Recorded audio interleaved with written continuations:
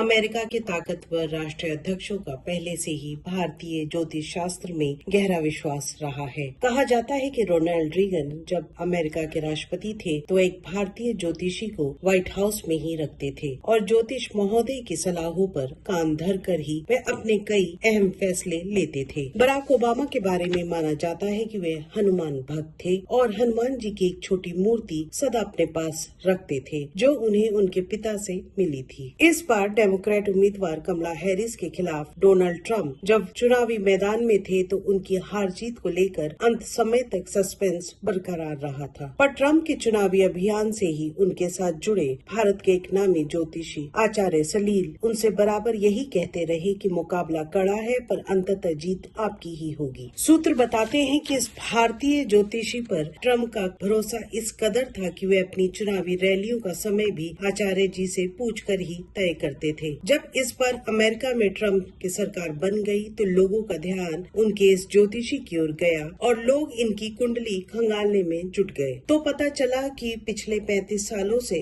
आचार्य सलील वैदिक ज्योतिष क्रिया योग की प्रैक्टिस कर रहे हैं। इन्होंने अपना बीटेक और एमटेक IIT कानपुर से किया है। इनके क्रिया योग मेडिटेशन की सुध इसरो और नासा जैसे संस्थाओं ने भी ली है। 2012 में इन्होंने कह दिया था कि मोदी देश के प्रधानमंत्री बनेंगे। 2024 के लोकसभा चुनाव के बाबत इनकी भविष्यवाणी थी कि भाजपा की कुल 240 सीटें आएंगी। अब ये कहते हैं कि चूंकि इस अप्रैल से जब शनि मीन राशि में प्रवेश कर गए हैं तो पीएम मोदी की राजनीति में कई बड़े बदलाव लक्षित होंगे। भारत अमेरिका के बीच तनातनी टैरिफ के झमेलों के बावजूद आचार्य सलील का कहना है कि आने वाले दिनों में अमेरिका के साथ भारत के रिश्ते बेहतर होंगे और दोनों के बीच व्यापार भी बढ़ेगा। हमारे वीडियोस को देखने के बाद लाइक और सब्सक्राइब करना बिल्कुल ना भूलें।